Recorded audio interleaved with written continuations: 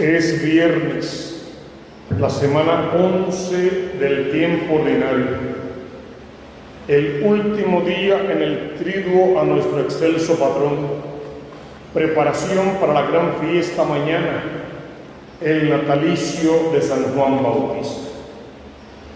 En este tercer día, ¿qué diremos de él?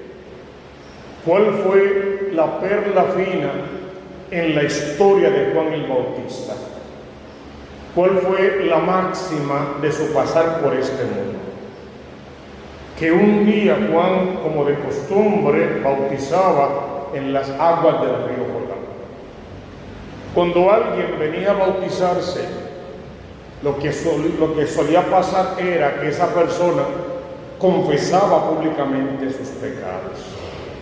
Era sumergido en el agua, pagaba penitencia pública en cierta manera, salía del agua y se revestía de criatura nueva. Era más o menos lo que sucedía. Había una fila seguramente, y llega este muchacho de unos 29 o 30 años más o menos. Yo estoy seguro de que no se coló en la fila, se puso en el lugar según llegaba.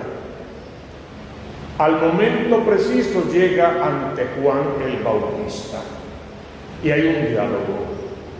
Juan habla primero y Juan le dice: soy yo quien tiene que hacerse bautizar por ti, y tú vienes para que yo te bautice. Es Jesús con quien Juan habla. Y Jesús le dice a Juan: por el momento dejemos que sea así. Vamos a cumplir en todo con la voluntad de mi Padre. Eso sucedió a los 29 años más o menos en la vida de Jesús. La última vez que vimos a Jesús y supimos de él tenía 12 años. ¿Se acuerdan? Se perdió en el templo. Bueno, sus padres se perdieron en el templo y lo encontraron hablando con los doctores. Y su madre, muy preocupada, le dice: hijo mío, ¿por qué nos has hecho esto? Tu padre y yo te buscamos preocupados. La Biblia no lo dice, pero estoy seguro que María lo tomó de los hombros, lo sacudió, tú sabes, más o menos, como cuando un niño se te pierde 2 minutos en un mall y estás loco por encontrarlo, para besarlo y abrazarlo, y cuando lo encuentra le dan 2 nalgadas del impulso. Más o menos así sería con María y Jesús, sin las nalgadas, claro está. La respuesta de Jesús es lo que importa. 12 años, ¿y ustedes por qué me buscan? ¿Acaso no saben que tengo que ocuparme de las cosas de mi Padre? 2 cosas más sucedieron. María lo guardaba todo para meditarlo en su corazón, pero el niño se fue con ellos a Nazaret y crecía en sabiduría, en estatura y en gracia delante de Dios y delante de los hombres. Fue lo último que supimos de él a los 12 años.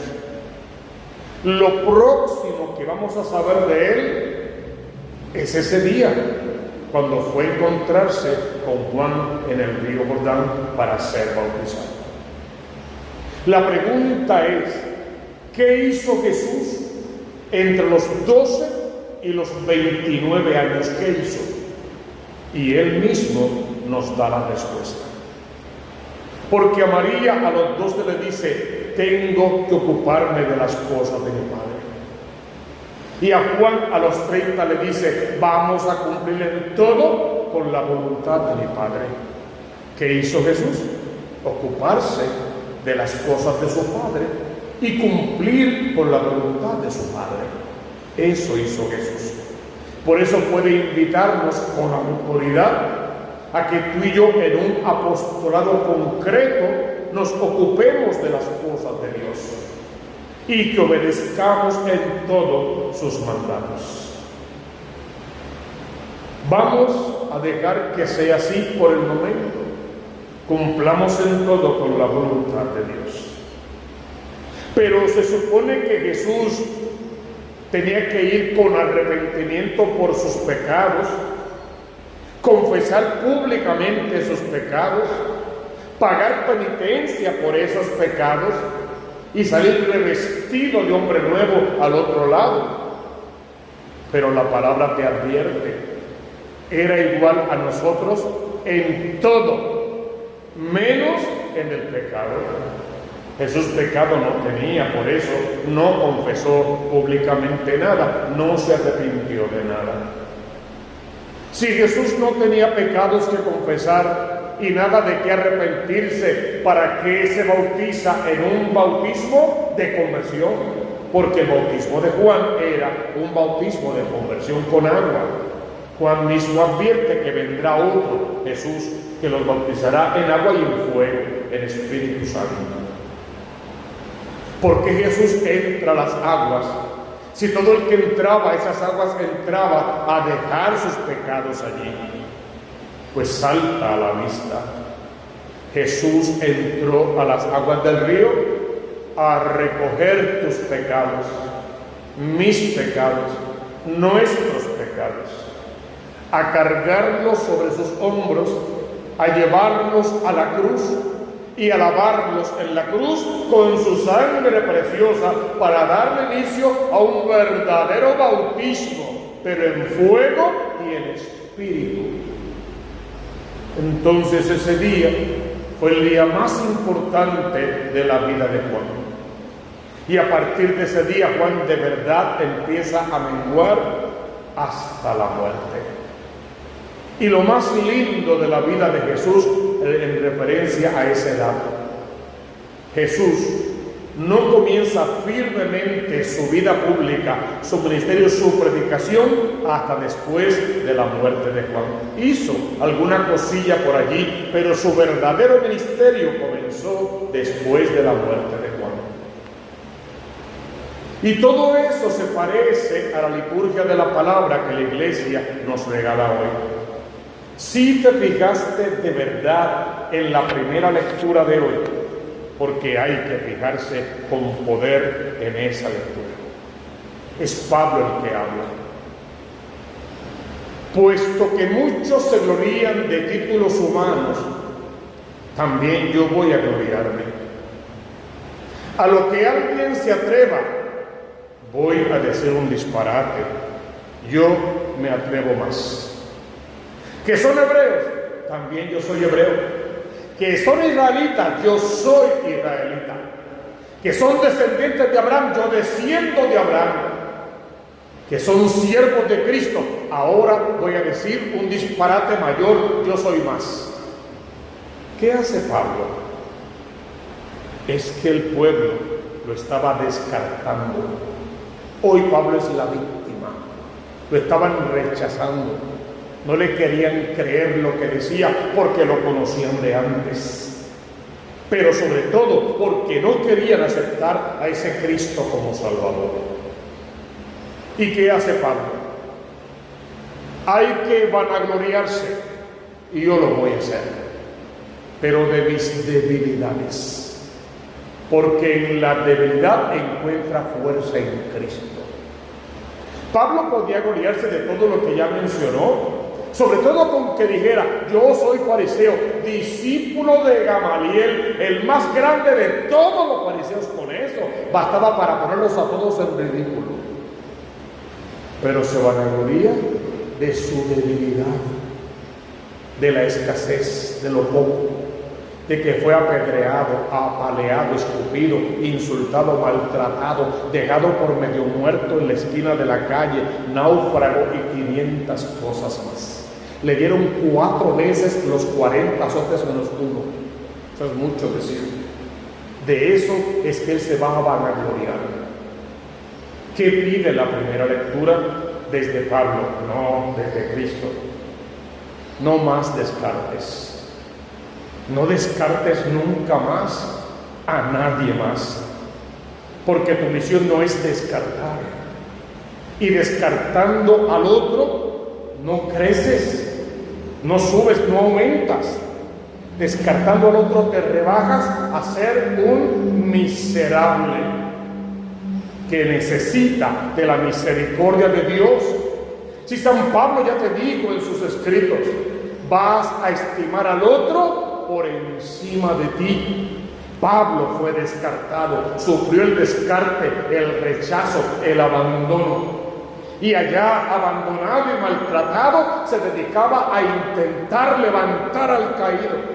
Preso, amarrado en la cárcel, sin comida y sin posibilidades. Desde allí escribía y consolaba a las iglesias y le pedía que se mantuviesen firmes, que lucharan por lo que creían, que no se doblegaran de ninguna manera. Pueden meterme preso a mí y encadenarme, pero no pueden encadenar la palabra, porque todo lo puedo en aquel que me conforta.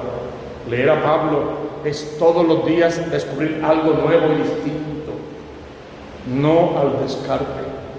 O somos hermanos que caminamos juntos y de la mano al encuentro con Cristo, iguales en dignidad, o definitivamente no podemos llamarnos ni iglesia verdadera ni católicos, porque en la iglesia verdadera no debería haber ni ese tipo de fariseos, ni de saduceos, ni de ninguna cosa parecida.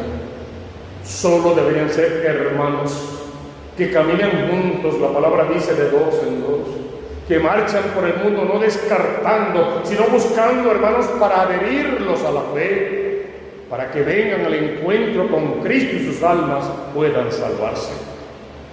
Pablo hace un despliegue de toda su debilidad para que se vea solo la fortaleza de Cristo, el poder de Cristo y el deseo que ese Cristo tiene de que tu alma se salve, que no nos echemos a perder. Hoy entonces podemos pensar, ¿y cómo hacer para imitar al Bautista? ¿Cómo hacer para parecernos no a Saulo, sino a San Pablo? ¿Qué hacer para que tengamos olor y sabor a Cristo? Imitar las virtudes cardinales, que son aquellas virtudes morales, también se llamaban, que nos ayudan a acercarnos a la santidad. Son esas virtudes que ayudan a la convivencia, a llevar una mejor vida social desde la fe, y que nos ayudan de manera particular a rechazar a los enemigos del alma. ¿Qué le vas a pedir entonces hoy a Dios como virtud? Pero pídeselo tú en tus propias palabras. Señor, regálame la virtud de la prudencia, que yo pueda enmendar, que yo pueda sanar la ignorancia de entendimiento, que tenga la capacidad para reflexionar antes de hablar y de actuar, así como de evaluar el modo, el momento y los medios adecuados para poder intervenir y decir lo que quiero decir. Que lo que quiero decir nunca sea algo que hiere, siempre sea algo que sane. Nunca reste ni divida, multiplique y sume. Y que lo que yo tenga que decir lleve a las almas a Dios y deje a Dios en su justo lugar. Él es Dios, tú solo eres la criatura. Implica un sentido de la oportunidad, de buscar cuál es el momento adecuado para actuar y hablar. Oye esta frase. Muchos de nosotros, yo también, solemos decir, no, yo soy tan feo como tan franco. Al pan, pan y al vino, vino. Y al que no le guste, le doy 3 tazas. Solemos usar esas frases para decir, yo soy muy sincero, a mí no me gusta la hipocresía. Cuando alguien dice eso, te está mostrando su carencia. Oye esta frase y acúñala. Sinceridad sin prudencia es crueldad. Esa sinceridad fría, calculada, es crueldad. Y a un hermano que se siente pateado, se sabe pateado, no querido, rechazado, tanto está la gota sobre la piedra que se irá de la iglesia. Y ay de ti, ay de mí, si alguien por nuestra culpa se va de la fe verdadera. Está llamado a la sinceridad, pero la virtud cardinal se llama prudencia. Hay un día, hay una palabra, hay un modo, una manera de decir las cosas. Y a veces lo que hay que decirle a ese hermano no se lo puedes decir tú que te dedicas a patear a otros, no se lo puedo decir yo que me dedico a golpear a otros con la lengua. Habrá un canal, habrá otra persona, alguien más adecuado, alguien que se parezca más a Jesús en la vida de esa persona. Porque tal vez tú y yo, que tanto hablamos de Dios, no nos parecemos tanto a Jesús. Entonces, muy sinceros, qué bueno, pero más prudentes, eso es mucho mejor. Además de la prudencia, nos hace falta la justicia. Esta virtud surge para contraponerse a la malicia de la voluntad, a lo maleado, a lo dañado. Porque tendemos, como la cabra al monte. Porque nuestra vida a veces es una anarquía, un desorden. Y porque le queremos exigir a los demás lo que nosotros no hacemos. Ponemos cargas fuertes sobre hombros débiles, dice la palabra. Y después no movemos un dedo para empujar. Eso decía Jesús de los fariseos y de los saduceos. La justicia comprende cómo la voluntad manifiesta de una persona que cada quien reciba lo que merece, lo que es justo. Cada quien debe recibir lo que le corresponde. Pero no habla necesariamente de cosas materiales. Cada uno debe recibir el respeto que merece, el honor que merece, los aplausos que merece, las gracias que merece. Los demás no son tus servidores, no son eso. Son servidores de Cristo en igualdad de condición contigo. Y hay un problema. Cada vez que yo digo, es que no saben, es que no pueden, es que no son capaces, es que no están catequizados, estoy diciendo que yo como pastor soy una porquería de pastor, que no catequizo, que no enseño, que no dirijo, que no llevo a la gente a Dios. Porque toda su formación está en mis manos en este momento, digo, siempre en las manos de Cristo, ¿verdad? Pero como pastor, en mis manos. Y en las tuyas como papá y como mamá, como abuelo, como cristiano, como católico, como catequista, como dirigente, como lo que seas. A ti te toca entonces con justicia hacer que todos sean respetados. Y aquel que crees que no está formado, lejos de criticarlo y patearlo un poco más, hay que educarlo, catequizarlo, enseñarlo. Y a veces la mejor enseñanza es dándole una oportunidad. Y nos sorprenderíamos de lo bien que pueden hacer las cosas cuando son hechas desde Dios. No las van a hacer como tú las harías, gracias a Dios. Quizá las van a hacer como Dios quiere que sean hechas. Y hay una gran diferencia. A cada uno se le va a dar lo que cada uno merece. El justo respeta los derechos adquiridos del otro y no quiere quitárselos. El derecho a la propiedad y a la fama, al buen nombre del otro y a las autoridades. Hay un nivel de autoridad, niveles de autoridades, eso hay que respetarlo. Ahí está incluida la jerarquía de la iglesia. Tienes que pedir a Dios en este tercer día la fortaleza, que no es fuerza necesariamente, fortaleza. Es la virtud que se contrapone a la debilidad, pero en el espíritu. Se trata de la virtud de tener fuerza para luchar contra lo difícil, contra lo imposible, sabiendo que no luchas solo.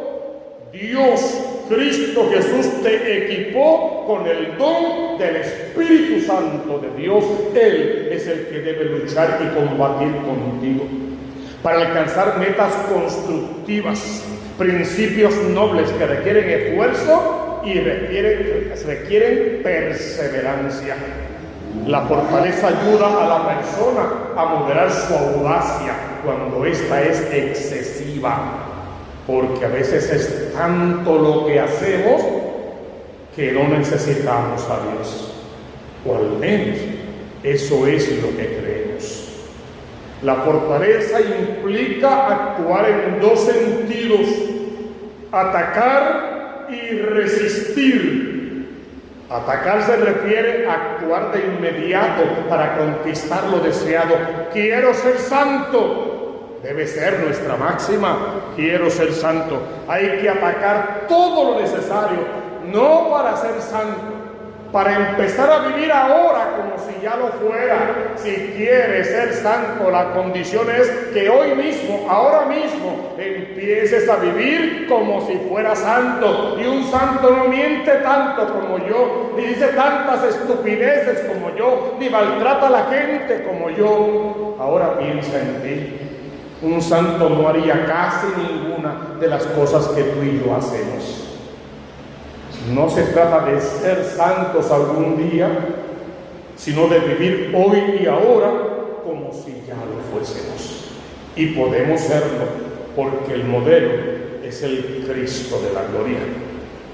Hay definitivamente que atacar para conseguir lo que queremos y resistir cuando nos embate el demonio, el mundo y la carne y los malos hermanos y los malos católicos y la gente con malas intenciones. Hay que resistir. Nadie que no haya derramado su sangre en la cruz por mí me va a apartar del amor de Dios. Lo que otro diga, piense o haga contra mí no va a ser más fuerte que el amor que Cristo dice tenerme. Por lo tanto, todo el embate de este mundo que va contra la casa no podrá destruirla, porque decidimos tú y yo que nuestra casa estaría cimentada sobre la roca que es Cristo y no sobre arena movediza. Es necesario que la persona tenga también un camino de autoconocimiento, porque si no soy un acomplejado de la vida, un debilucho que cualquier viento lo tumba, alguien que no confía en sí mismo, y el demonio se aprovecha de esos complejos y de esa debilidad. Dile al Señor: libérame de complejos, de miedos y de inseguridades, y cólmame con la fortaleza. Hay que imitar la virtud de la templanza, que es una respuesta al desorden de la concupiscencia, la invitación de la carne y del mundo. Se trata de la virtud de moderar los apetitos desordenados, como la gula si quieres, como la fornicación o la lujuria si quieres, y cualquiera de esas cosas. Acabar con los apetitos desordenados, con las tentaciones de los sentidos que tanto nos engañan. La persona antepone el uso de la razón. Pienso, y al pensar pienso en lo que me conviene más para mi alma, porque en fin de cuentas es lo más importante de todo. Ese cuerpo tuyo y el mío lo enterraremos y se va a podrir, lo incinerarán y se hará ceniza. Pero tu alma se eleva al cielo, se encuentra con Dios, porque tu alma es un beso de Dios dentro de ti. Mediante el ejercicio racional, la persona logra el dominio de sus apetitos y de sus pasiones para perseverar en el bien propio y en el bien común. Estos son los medios por los cuales acciona la templanza. La abstinencia, la sobriedad, la castidad y la continencia. Otras virtudes que se le acompañan a la templanza son la humildad y la mansedumbre, la paz interior. Entonces dile a Dios: regálame el don de la prudencia, la virtud de la prudencia, la virtud de la justicia, de la fortaleza y de la templanza, para que yo pueda encontrarme hoy en el Evangelio según San Mateo. No atesores para ti tesoros en la tierra, donde la polilla y la carcoma los roen, y donde los ladrones abren boquetes y los roban. Háganse tesoros en el cielo, añadimos a través de las virtudes cardinales, donde no hay polilla ni carcoma que los roban, ni ladrones que los roben, porque donde esté tu tesoro, allí está tu corazón. Dice que la lámpara del cuerpo son tus ojos. Dice que si tu ojo está enfermo, entonces el cuerpo está en la oscuridad. No habla de enfermedades físicas de los ojos. Habla de todos los elementos que el demonio utiliza para que a través de tus ojos tú te apartes de Dios. Si nos abastecemos con los placeres pasajeros del mundo y los vicios cochinos que entran por los ojos muchísimas veces, nuestra alma está en la oscuridad. ¿Qué hay que hacer?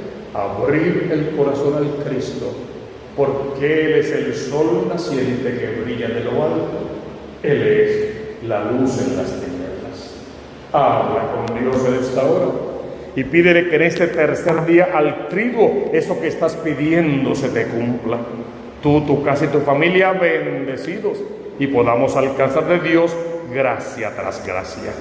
Lo demás vendrá por añadidura.